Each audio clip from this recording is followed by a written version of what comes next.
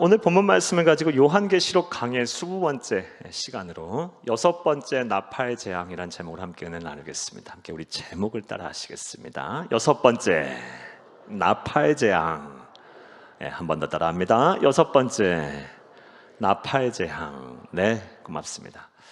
요한계시록 6장부터 시작해서 16장까지의 말씀은 예수님께서 재림하실 때 반드시 이 세상에 있을 세 가지의 재앙과 심판에 대한 내용입니다.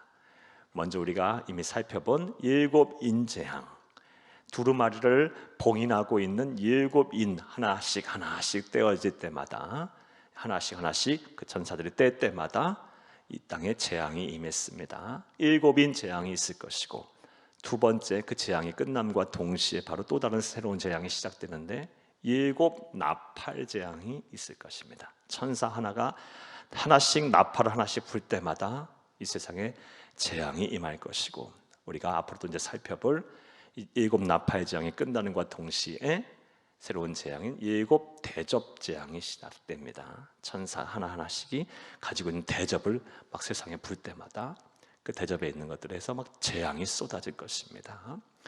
그리고 우리는 지난 두 번에 걸쳐서 요한계시록 8장 6절부터 지난 시간까지 9장 12절까지 두 번째 재앙인 일곱 나팔 재앙에 대해서 살펴보았고, 그중에서 특별히 첫 번째부터 시작해서 다섯 번째 나팔 재앙에 대한 강의를 여러분에게 했습니다. 간단하게 한번 생각해 볼까요? 먼저 첫 번째 나팔을 불자 이 세상에 어떠한 재앙이 임했습니까? 요한계시록 말씀을 보게 되면 하늘에서 피가 섞인 우박이 떨어지고 불이 떨어져서 땅의 3분의 1을 태워버렸습니다. 그리고 이 땅에 있는 수목과 풀의 3분의 1이 타게 될 것이다 라고 성경은 기록을 하고 있습니다. 먼저 일곱 나팔 재앙의 첫 번째 재앙은 무엇이었습니까? 땅의 3분의 1이 심판을 받게 됩니다. 두 번째 나팔을 불자 또 어떤 재앙이 임했습니까? 불붙는 큰 산 같은 것이 이번에 어디에 떨어졌습니까? 바다에 떨어졌어요. 그래서 바다의 3분의 1이 멸망을 해버립니다. 참혹한 일이 반드시 예수님 재림하실 때 임하게 될 것입니다. 그리고 또 세 번째 나팔을 불자 이번에는요, 횃불같이 타오르는 큰 별이 강들마다 그리고 여러 샘들에 떨어져서 이 세상에 있는 모든 식수원의 3분의 1이 파괴가 됩니다.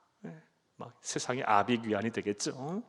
물을 마실 수가 없게 되게 돼요.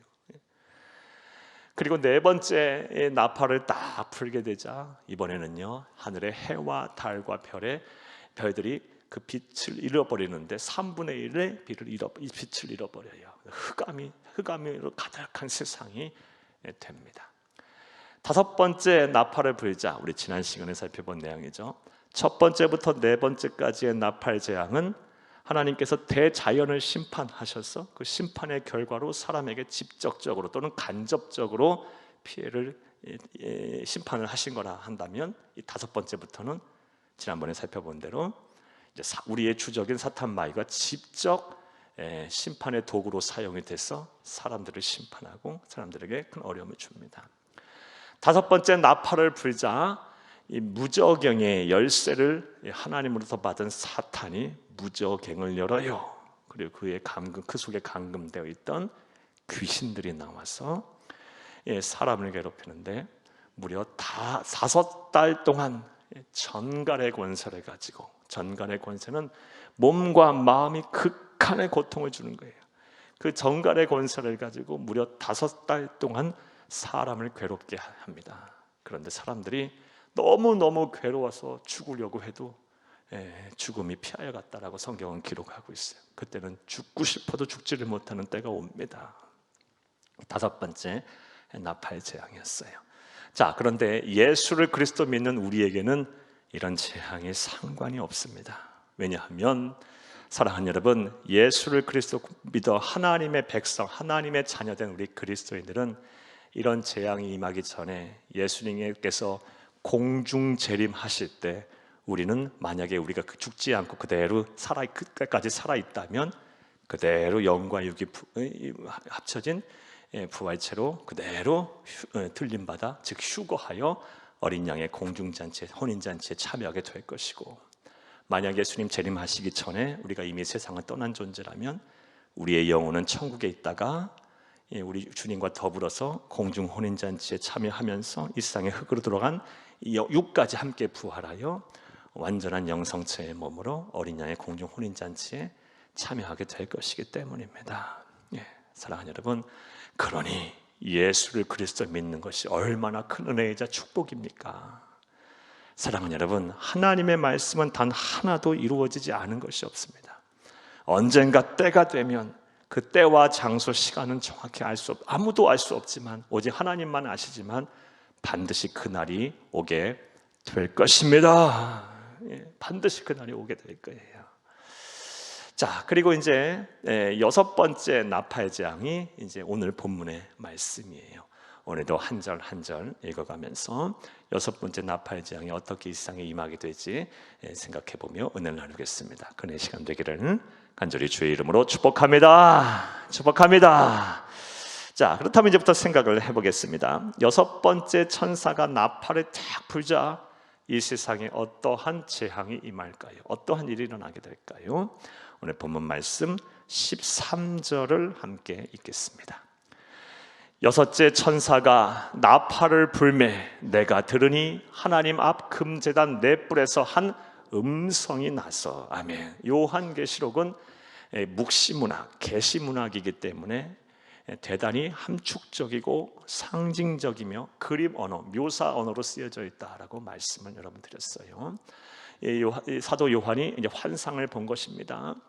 여섯째 천사가 나팔을 불자 나팔 재앙 임하는데 하나님 앞 금제단 네 뿔에서 한 음성이 먼저 나왔습니다. 자, 그렇다면 하나님 보좌 앞에 있는 금제단 네 뿔에서 한 음성이 나왔다는 것은 무엇을 말하는 걸까요? 무엇을 의미하고 상징하는 것일까요? 사랑하는 여러분, 요한계시록 8장 3절에서 4절 말씀 우리가 이미 살펴본 바대로 보면 성도가 기도를 하게 되면 그 기도가 어떻게 된다 그랬어요?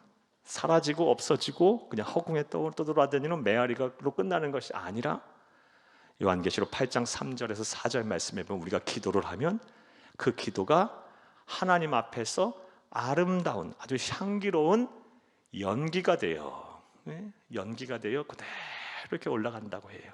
그래서 천사가 그걸 금대접에 잘 이렇게 담아서 하나님 앞에 이 하나님의 제단 위에 금제단 위에 올려놓았다라는 환상을 사도 요한 선생님께서 요한계시록 8장 3절에서 4절 말씀에 보았어요. 자, 그러니까 그 금제단, 지금 우리가 읽은 요한계시록 9장 13절에 함께 다시 볼까요? 13절 다시 보겠습니다.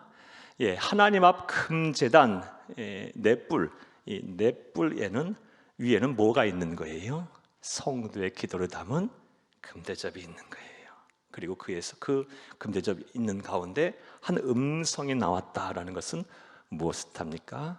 하나님께서 여섯 번째 나팔을 불자 성도들의 기도에 응답을 하셨다라는 것입니다. 자, 이해되셨습니까? 하나님 앞 금제단 네 뿔에서 한 음성이 나왔다. 이게 무슨 말이냐?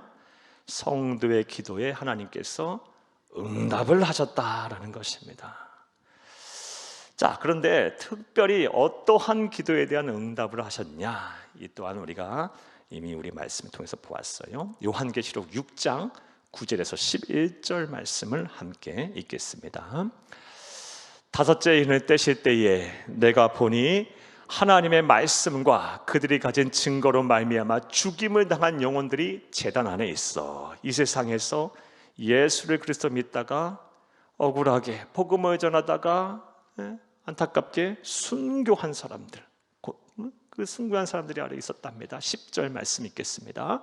큰 소리로 불러 이르되 거룩하고 참되신 대주제여 땅에 거하는 자들을 심판하여 우리 피를 갚아주지 아니하시기를 어느 때까지 하시려 하나이까 하니. 11절 각각 그들에게 흰 두루마기를 주시며 이르시되 아직 잠시 동안 쉬되 그들의 동무 종들과 형제들과 자기처럼 죽임을 당하여 그 수가 차이까지 하라 하시더라. 아멘. 순교자들이 하나님 앞에 기도를 했어요. 무슨 기도를 했습니까? 하나님이여, 언제까지 악인들을 그대로 두시렵니까?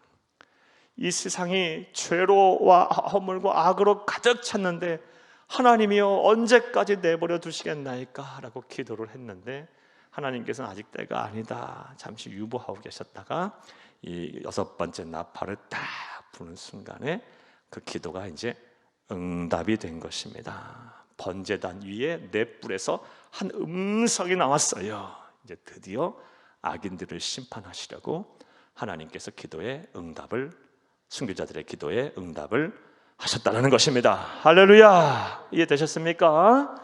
13절 이해되셨습니까? 우리는 이러한 13절 말씀의 해석을 통해서 다음과 같은 영적 진리를 얻게 됩니다. 하나님은 성도가 기도하게 되면 반드시 뭐 하신다? 응답하신다. 여러분, 기도에는 반드시 응답이 있습니다. 예, 기도하면 하나님 반드시 듣고 그 기도에 응답을 하십니다. 당장은 하나님 침묵하시는 것 같고, 당장 이루어지는 거 하나도 없는 것 같고, 당장은 내가 지금 뭐 하고 있는 거지? 당장은 보이지 아니하는 그 하나님 앞에 내가 지금 뭘 얘기하고 있는 거지? 막 답답해하기도 하고, 막 속상하기도 하고, 또 때로는 막 허무한 마음이 든다 할지라도 하나님은 다 그 기도를 듣고 계시고, 그 기도를 귀히 여기셔서 아름다운 향기로 흠향하시고 맡으시고, 때가 되면 반드시 응답을 하신다는 것입니다. 기도에는 반드시 응답이 있다. 한번 따라합니다. 성도의 기도는, 성도의 기도에 하나님은 반드시 응답하신다. 성도의 기도에 하나님은 반드시 응답하신다. 우리 에레미야 33장 3절 말씀에 너는 내게 부르짖으라, 내가 내게 응답하겠고 크고 은밀한 비밀을 내게 보이리라. 아멘, 아멘. 예. 여러분, 또 마태복음 7장 7절 말씀에 구하라, 그리하면 너희에게 주실 것이요, 찾으라, 그러면 찾아낼 것이요, 두드리라, 그러면 너희에게 열릴 것이라. 구하라, 찾으라, 두드리라. 당장 안 이루어진다해도 반드시 때가 되면 하나님께서는 그 기도에 응답을 하십니다. 기도는, 따라서 기도는 성도의 특권입니다. 여러분, 기도할 수 있는데 뭘 걱정하십니까? 기도할 수 있는데 뭘 걱정하세요? 뭘 두려워하십니까? 예. 참 기가 막힌 은혜를 우리가 갖고 있는 거예요. 네. 참 기도할 수 있는 특권이 대단한 특권이에요. 예. 여러분, 우리 이 특권을 잘 활용하시기를 바랍니다. 마태복음 21장 20절에도 말씀하셨죠. 너희가 기도할 때 무엇이든지 믿고 구하는 것을 다 뭐하다? 받으리라. 아멘, 아멘. 기도할 때에 믿고 구하는 것은 다 받게 된답니다. 반드시 응답하실 것, 반드시 응답하실 줄로 믿으시기를 바랍니다. 할렐루야. 예. 순교자들이 제단 앞에서 다섯 인을 뗄 때 그렇게 눈물 흘리며 기도했더니 여섯 번째 나팔이 불 때 하나님께서 그 기도에 응답하셔서 금제단 위에 네 뿌리에서 한 음성이 나왔습니다. 사랑하는 여러분, 또 우리 13절 말씀을 통해서 또 다른 영적 진리 하나를 더 배울 수가 있는데요. 사랑하는 여러분, 하나님께서 그냥 막 세상을 막 하나님의 뜻과 의지대로만 그냥 막 이렇게 세상을 심판하고 또 세상을 회복시키는 것이 아니라 누구의 기도를 듣고 때로는 세상을 심판하고 세상을 회복시킨다? 성도들의 기도를 듣고 때로는 세상을 심판하기도 하시고 회복시키기도 하신다라는 것입니다. 그러니까 이 기도할 수 있다라는 거, 우리 그리스도인들에게, 성도에게 기도할 수 있다라는 건 대단한 위력이에요. 네. 이 성도들이 기도하였더니 하나님께서 이제 악인을 심판하려고, 세상을 심판하려고 준비를 하시고 계시고요. 또 반대 경우도 있어요. 이 성도들이 기도하게 되면 세상을 하나님께서 고치기도 하세요. 회복시키기도 하세요. 이런 말씀 한번 볼까요? 역대하 우리 7장 14절 함께 읽겠습니다.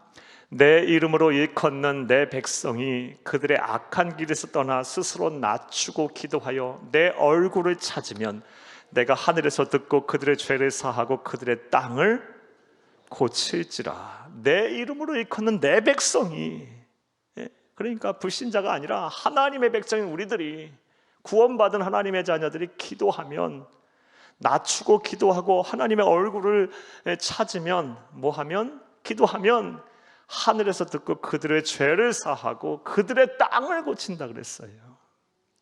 그러므로 우리 그리스도인들은 우리 나라와 민족을 위해서 많이 기도해야 돼요. 우리의 특권이니까. 또 생각해보면 우리 그리스도인들만큼 나라와 민족을 위해서 기도하는 사람들이 어디 있어요? 날마다 하잖아요. 우리 시간마다 하잖아요. 세상 사람들이 이걸 몰라서 그 문제죠. 우린 날마다 나라를 위해서 기도하잖아. 우리 민족을 위해서 기도하잖아요. 이 나라의 평안을 위해서, 자유와 질서 회복을 위해서, 어느 누구나 잘 사는 나라가 되기 위해서 얼마나 우리가 기도해요.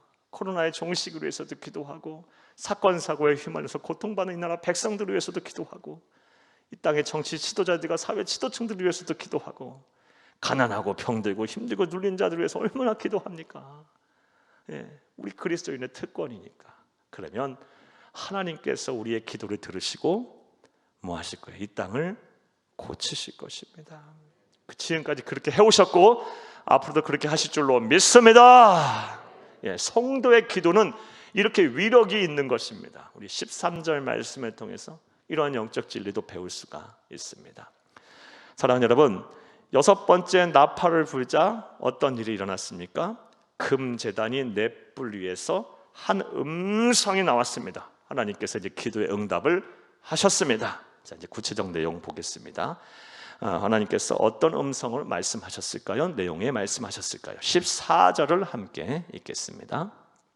14절, 나팔 가진 6째 천사에게 말하기를 큰 강 유브라데에 결박한 내 천사를 놓아주라. 아멘, 아멘. 하나님께서 이 음성을, 기도 응답의 음성으로 무슨 말씀하셨어요? 큰 강 유브라데, 유프라테스, 유브라데에 결박한 내 천사를 놓아주라. 이런 음성을 기도 응답으로 주셨어요. 자, 역시 이 14절 또한 대단히 상징적이고 여러 계시의 말씀이기 때문에 많은 해석이 필요해요. 여기서 내 천사를 놓아주라라고 이제 말씀을 하셨는데, 이 내 천사는 누구를 말하는 걸까요? 이에 대해서 크게 두 가지 이제 해석이 존재합니다. 먼저는 문자 그대로 천사로 해석을 하는 사람들이 있어요. 천사, 이 큰 강 유브라데에 결박한 영적 세계에 있는 얘기죠. 내 천사를 놓아주라, 이렇게 해석을 하는 사람도 있어요. 그런데 이 해석은 바른 해석이라고 볼 수가 없습니다. 건전한 신학 성향을 가진 분의 해석이라 볼 수 없어요. 왜냐? 성경 어디를 뒤져봐도 천사가 결박됐다는 얘기는 없어요. 그렇다면 이 천사는 누구를 말할까? 이 14절에 기록된 천사는 누구를 말하는 걸까? 바로 귀신들을 말합니다. 이렇게 해석하는 건 이제 두 번째 해석인데, 교회의 전통적인 해석이고 가장 복음주의적인 해석입니다. 큰 강 유브라데에 있는 결박된 내 귀신들을 놓아주라라고 하나님께서는 명령하셨어요. 기도 응답으로 말씀하셨어요. 이 그럼 큰 강 유브라데에 있는 내 천사, 그 유브라데에 있는 내 천사는 또 누구를 말하는 걸까? 귀신들을 말한다 해도 천사들은 큰 강 유브라데에. 이 또한 여러 가지 또 해석이 있는데요. 사랑하는 여러분, 이런 해석도 존재. 한번 들어보세요. 구약 성경 말씀에 보게 되면 하나님의 택함 받은 이스라엘 백성들을 하나님께서 그들이 죄를 지었을 때 심판에 하기 위해서 어떤 나라들을 사용했냐면, 대개 이제 유프라테스 강 주변에 있는 고대 근동의 대제국들을 사용하셨어요. 예를 들면 바벨론이라는 나라, 또 아수르라는 나라, 페르시아라는 나라, 그리고 헬라 제국인 그리스, 그리고 로마라는 나라를 통해서 들어서 그들을 사용하셔서 하나님께서 심판을 하셨어요. 따라서 이렇게 해석을 하는 사람들이 있어요. 여기서 내 천사라는 이 원어 성경의 헬라 원어를 보게 되면 정관사 투루라는 단어가 있어요. 그러니까 정관사를 붙일 때는 특별하게 반복되거나 아니면 특별한 지칭하는 그런 천사를 가리켜서 때 정관사를 사용하지 않겠어요? 그래서 이 바벨론 또는 아수르 또는 페르시아 때로는 그리스 로마 제국에 기거했던 이 귀신들 중에 결박된 그 귀신들을 놓아주라라고 이 하나님께서 명령하셨다라고 이렇게 해석을 하는 사람들도 있습니다. 이게 맞는지 안 맞는지는 모르겠어요. 왜냐하면 정확하게 성경에 기록이 되어 있지 않기 때문이에요. 근데 이렇게 해석을 할 수도 있을 것 같아요. 성경 원어로 볼 때 이 정관사 하나가 붙어 있는 것을 봐서. 그런데 여러분 그런 해석들에 대해서 여러분 민감하게 생각할 필요 없어요. 그냥 여기서 천사는 하나님께서 결박한, 하나님께서 심판의 도구로 사용하실 결박했던 귀신들이다라고 생각을 하시면 해석에 전혀 무리가 없을 것입니다. 그 네 천사, 하나님께서 심판의 도구로 사용하기 위해서 결박시켜 놓았던 네 천사를 놓아주라라고 하나님께서 말씀을 하셨어요. 자, 그러면 그 천사들이 결박된 것을 이제 풀어져서 무엇을 하게 될까요? 15절을 함께 읽겠습니다. 내 천사가 놓였으니 그들은 그 년 월 일시에 이르러 사람 3분의 1을 죽이기로 준비된 자들이었더라. 그러니까 하나님께서 이 귀신들을 심판의 도구로 사용하시려고 재림의 때에 준비를 결박시켜 놨는데 아무도 그 년 월 일시를 몰라요. 하나님만 아세요. 그런데 그 귀신들이 뭐 하는 거예요? 인류의 3분의 1을 죽이기로 준비된 자들이에요. 그리고 실제 그 일이 이제 앞으로 말세 때 예수님 재림하시기 직전에 이 일이 반드시 일어나게 될 것입니다. 대부분의 성서 신학자들, 저도 동의하는 해석인데요, 아마 대규모의 전쟁이 일어나게 될 거다라고 해석을 해요. 그래서 인류의 3분의 1이 죽게 될 것입니다. 이 네 천사로 인해서. 사랑하는 여러분, 70억 명이라고 인류가 가정할 때 이 여섯 번째 나팔 재앙으로 몇 명이 죽는 거예요? 단순 계산을 해도 23억 명이 죽는 거예요. 여러분, 지금 100명만 죽어도 난리예요. 그렇잖아요. 그런데 성경은 말하고 있어요. 재림의 때에 무려 23억 명이 죽게 돼요. 70명이라고 가정했을 때 3분의 1이 죽게 돼요. 이거는 말로 표현할 수 없는 참사가 일어나는 거예요. 여러분, 이런 세상에서 살겠습니까? 어떻게 살아요? 어떻게 살아요? 그러니 앞으로 예수 안 믿고 이 불신의 길을 걷다가 이 심판을 받을 사람은 어떻게 합니까? 걱정입니다. 걱정이에요.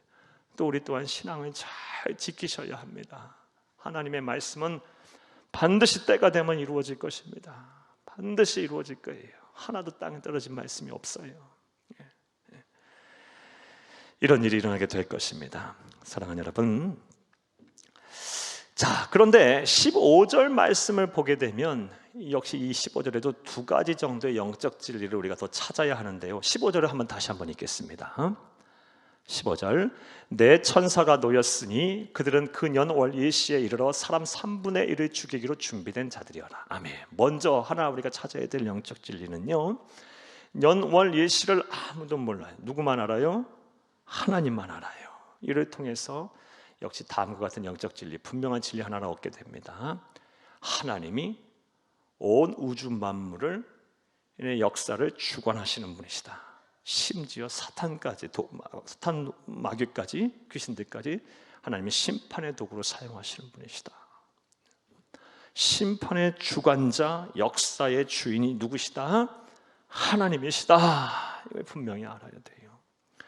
사람이 그 마음으로 그 길을 계획할지라도 그 걸음을 인도하시는 분 여호와 하나님이세요. 여러분, 살아봐서 알잖아요. 내 뜻대로 안 되는 건 많아요. 우연이요? 그리스도인에게 우연이 어디 있어요? 세상에 우연이 어디 있어요? 여러분, 우리는 그걸 가리켜 하나님의 섭리라 그래요. 하나님의 섭리대로 하나하나 이루어지게 돼 있어요. 지금도 그렇게 세상은 그렇게 흘러왔고 앞으로도 그렇게 될 것입니다. 반드시 그렇게 될 거예요. 먼저 15절 말씀을 통해서 하나님이 온 우주의 역사의 주관자이시며 심판의 주관자가 되신 주인이시다라는 것을 알 수가 있습니다. 또 하나 15절을 통해서 우리가 알 수 있는 영적 진리 하나 더는요, 하나님께서 왜 전부 싹 쓸어버리지 않고 기도 응답의 결과 악인들을 언제까지 내버려 두시겠습니까? 이 순교자들의 기도에 대한 응답으로 그냥 악인들 싹 쓸어버리지 않고 왜 3분의 1을 남겨만 하나님께서 해결하시고 3분의 1은 냅뒀을까요? 그 이유가 뭘까요? 그 이유가 뭘까? 이유가 있겠죠. 역시 하나님께서는요 또 기다리고 계시는 거예요. 또 끝까지 또 포기하지 않고 기다리고 계시는 거예요. 회개하고 돌아오기를 하나님은 또 기다리고 계시는 거예요.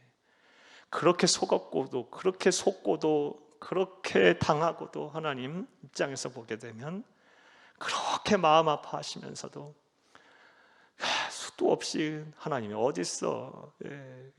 너나 잘 믿어. 막 이런 소리를 하고 막 그리고 뭐 이 세상 하나님 무슨 창조가 됐어?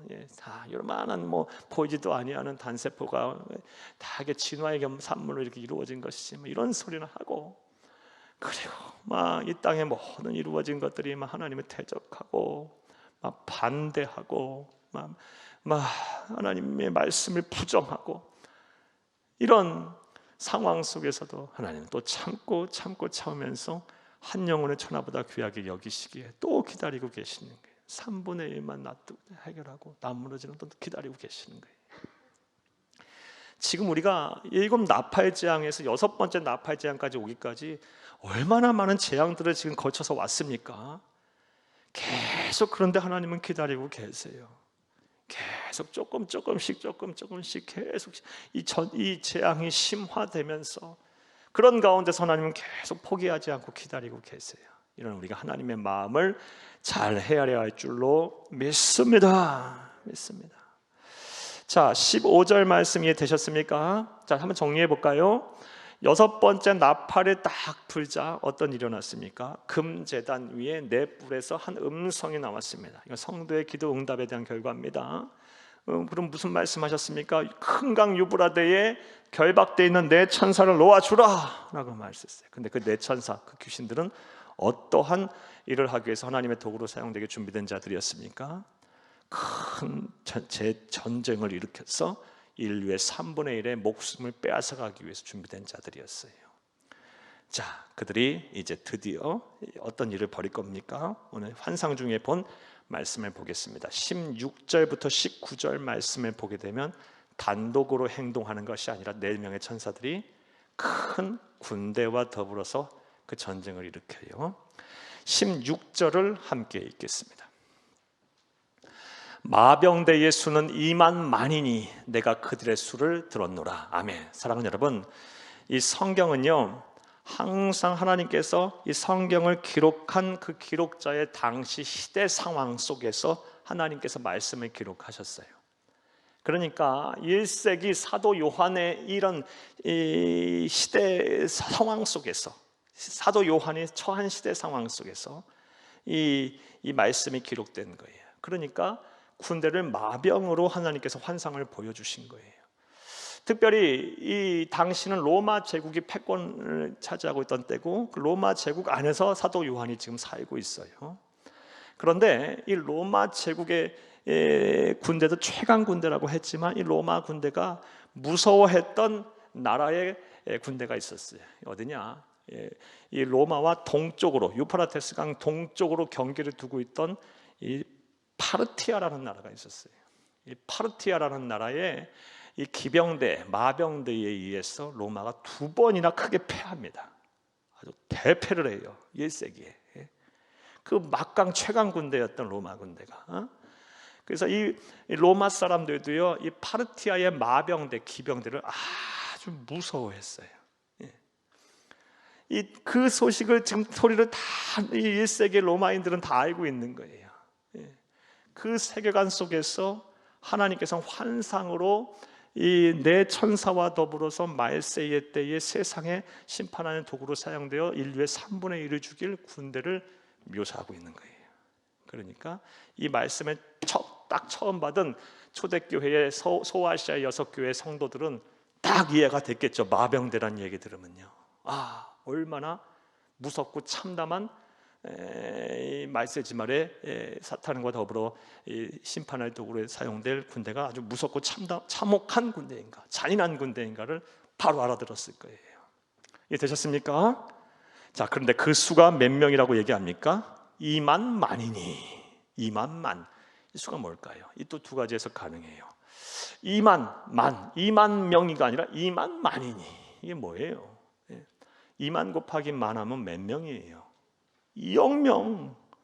이렇게 문자 그대로 해석하는 사람도 있어요. 이거 틀린 해석은 아니라고 봐요. 이 또한 먼저는 그 말세 때에 네 천사와 더불어 인류의 3분의 1을 쓸어버릴 대전쟁을 일으킬 이 군인의 수가 몇 명이다? 2억 명이랍니다. 참혹한 군대의 수가. 사랑하는 여러분, 지금 지구상에 전 나라의 모든 나라의 군인 수를 합치면 몇 명이 될 것 같아요? 설교 준비를 찾아보니까요, 1,000만 명 정도 된답니다. 1,000만 명. 70억인데 1,000만 명이 군대야. 그런데 사탄이 나중에 이 마귀가 6번째 재앙 때 하나님의 도구가 돼서 인류의 3분의 1을 쓸어버릴 대전쟁을 일으킬 이 군대 수가 몇 명이에요? 2억 명. 2억 명. 어마어마한 거죠. 예. 이거는 아주 무서운 재앙이 반드시 임하게 될 거예요. 이렇게 문자 그대로 해석을 할 수도 있어요. 2억 명이다, 군대 수를. 또 우리가 성경에서 보아다시피 요한계시록은 이 수에 대한 상징의 수가 굉장히 많이 나온다 말씀드렸죠. 또 성경은 천과 만이라는 수는요, 그냥 특별히 이렇게 헤아리는 수가 아니에요. 많다라는 것을 표현할 때 쓰는 수예요. 예를 들어서 구약에서 이 사울과 다윗을 비교할 때 이 백성들이 다윗을 이렇게 칭송하면서 사울이 죽인 사람은 천천히요, 다윗이 죽인 사람은 만만이로다, 이렇게 칭송하고 찬송을 부르잖아요. 천천과 만만, 이거는 많다, 천보다 많이 많은 거고, 이게 많다라는 의미로 해석할 수가 있어요. 그러니까 2만 만이니 얼마나 많은 수가 있게 되겠어요. 두 가지 해석 다 가능해요. 어쨌든 간에 어마어마한 숫자가 군대가 이 사탄 마귀와 함께 더불어서 이 대전쟁을 일으켜서 인류의 3분의 1을 죽게 하게 될 거예요. 그 때가 반드시 오게 될 것입니다. 그 전쟁의 참화 속에 있어서는 안 되고, 우리의 자녀들, 우리의 후손들이 그 전쟁의 참화를 겪어서는 안 돼요. 우리는 그 전쟁이 오기 전에 다 들림받아서 어린 양의 혼인잔치에 참여해야 돼요. 이런 은혜와 복이 저와 여러분의 복이 되고, 우리 가족의, 우리 가문의, 우리 후손들의 복이 되기를 간절히 주의 이름으로 축복합니다. 축복합니다. 자, 17절부터 19절 말씀에 보면 그 군대에 대해서 이제 또 환상으로 본 것을 묘사하고 있어요. 어떻게 묘사됐는지 한번 보겠습니다. 17절 함께 읽겠습니다. 이 같은 환상 가운데 그 말들과 그 위에 탄 자들을 보니 불빛과 자줏빛과 유황빛 호심경이 있고, 또 말들의 머리는 사자 머리 같고 그 입에는 불과 연기와 유황이 나오더라. 아멘. 당시 세계관 속에서 하나님께서는 이 사도 요한을과 그리고 이 말씀을 처음 받은 이 초대교회 성도들을 이해하게끔 군대를 묘사한 거예요. 오늘날로 만약에 했으면 또 다르게 묘사할 수도 있겠죠. 오늘날 우리가 이해할 수 있는 군인들의 이미지가 있잖아요. 그렇죠? 그렇게 해석을 묘사하셨을 수도 있었을 거예요. 성경은 항상, 이 모든 성경은요, 이 성경이 기록한 그 당시 시대 상황 속에서 하나님께서 말씀하셨어요. 그런데 모든 시대와 문화와 역사를 통틀어서 모든 사람들에게 보편적으로 적용되기에, 그래서 하나님의 말씀이 진리인 거예요. 자, 다시 말씀 들어가 볼게요. 17절 말씀에 보면 그 군대가 어떻게 묘사가 되어 있어요. 말들이 있는데 그 탄 자들을 보니까요, 불빛과 자줏빛과 유황빛의 호심경을 찼어요. 이 옛날에 기마병들은 이 창에 찔리면 안 되니까 이 가슴 속에 흉갑 안에 이만한 널찍한 판자가 된 철판으로 된 호심경을 넣었죠. 그런데 그게 막 불빛처럼 보이고 자줏빛처럼 보이고 유황빛처럼 보여요. 다 의미가 있죠. 불빛과 자줏빛은요, 살기를 의미해요. 살기. 그리고 잔혹함을 상징해요. 살기와 잔혹함. 그리고 유황빛은 뭐예요? 죽음을 말해요. 시체 색깔이 다 유황빛이라 합니다. 생각만 해도, 이 연상만 해도 막 소스라치죠. 살기와 잔혹함과 그리고 죽음을 말해요. 자, 그리고 말들의 머리는 사자머리 같답니다. 아주 두려움이죠. 용맹함이죠. 그리고 입에는 불과 연기와 유황이 나와요. 이건 대량살상 무기예요. 자, 18절 말씀에 또 함께 읽겠습니다. 18절. 이 세 재앙 곧 자기들의 입에서 나오는 불과 연기와 유황으로 말미암아 사람 3분의 1이 죽임을 당하니라. 아멘. 대량살상 무기 뭔지 모르겠어요. 핵무기인지 뭐 더한 무기인지.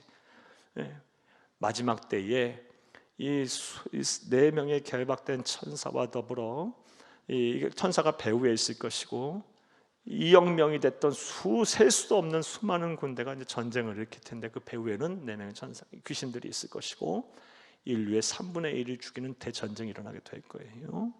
그리고 대량 살상 무기가 막 사용될 거예요. 자, 19절도 함께 읽겠습니다. 19절. 이 말들의 힘은 입과 꼬리에 있으니 꼬리는 뱀 같고 또 꼬리에 머리가 있어 이것으로 해하더라. 아멘. 이거 연상되십니까? 잘 머리로 한번 그려보세요. 계시록은 묵시문학이기 때문에 머리로 그려야 돼요. 말들의 힘은 입과 꼬리에 있어요. 말이 꼬리가 있죠. 말총이라고 그러죠. 꼬리가 있죠. 그리고 입이 있어요.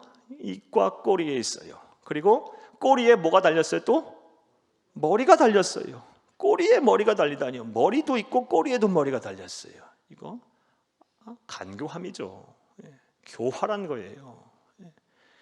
아주 지혜롭고 교활하다라는 거예요. 그러니까 결론적으로는요, 우리가 상대에서 이길 수 있는 상대가 아닌 거예요.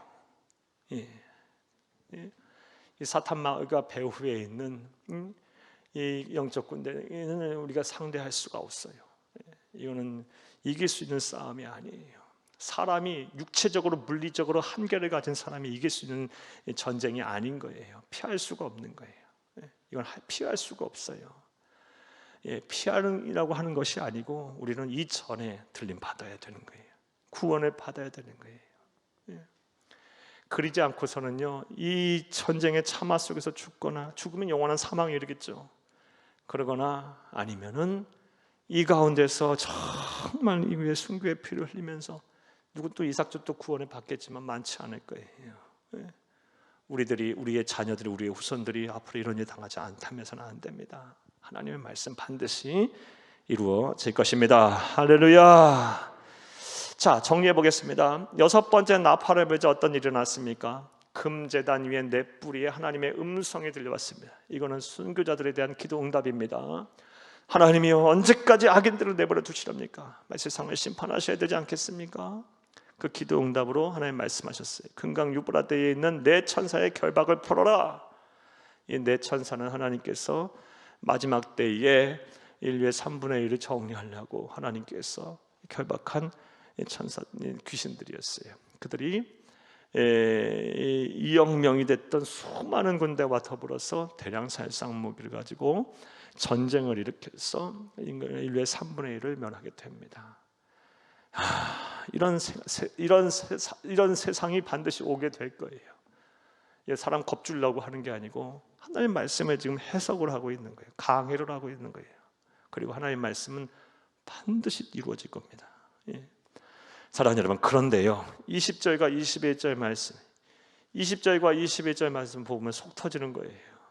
여러분, 얼마나 원통하고 안타깝고 속 터지는지 20절, 21절 말씀 보겠습니다.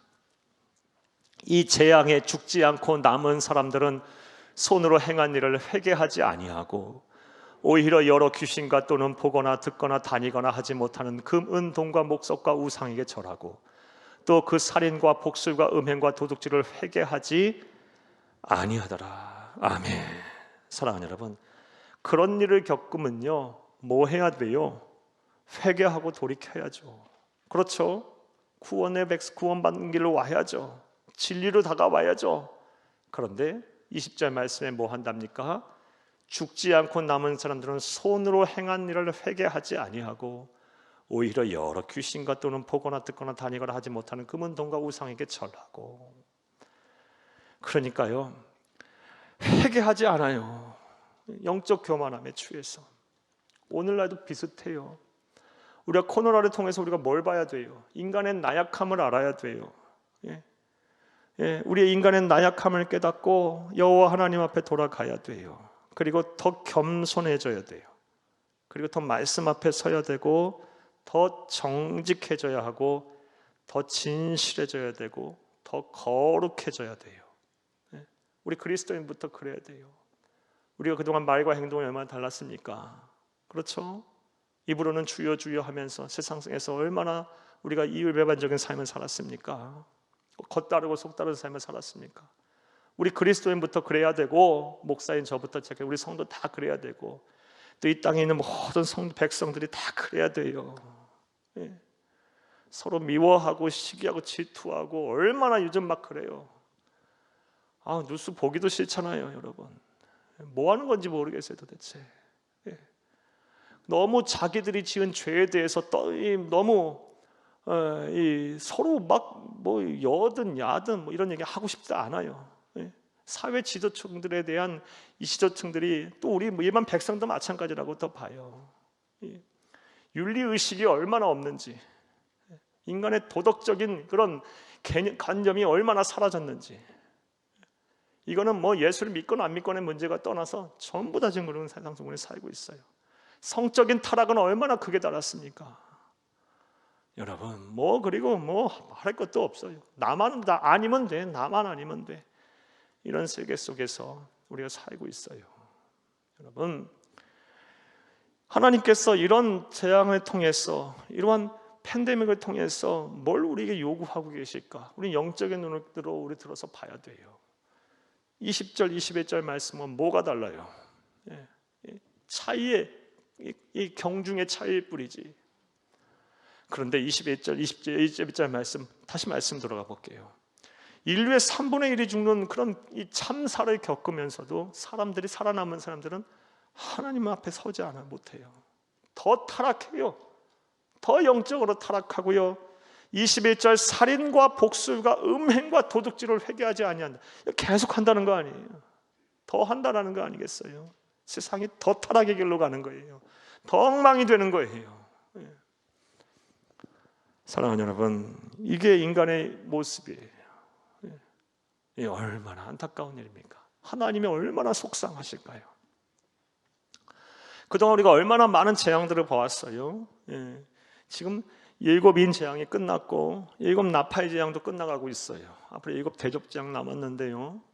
여러분, 그 재앙들을 계속 보면서 하나님은 계속 회개하라, 회개하라, 거룩해져라, 성결해져라, 사랑해라, 계속 돌아와라, 이 말씀은 사인을 보내시는데 결국 인류의 3분의 1이 죽고서도 깨닫지 못해요. 자, 그러면 하나님께서는 어떻게 하실까? 이후에 어떻게 하실까요? 싹 쓸어버릴까요? 이렇게 깨닫지 못하고 이렇게 해버리는데, 우리 하나님의 마음을 잘 읽어야 돼요. 하나님은 역시 그런 분이 아니시죠.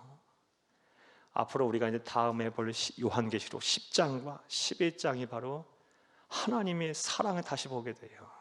하나님은 그 상황 속에서 또 증인들을 보내세요. 살아남은 사람 가운데 회개한 사람이 있겠죠.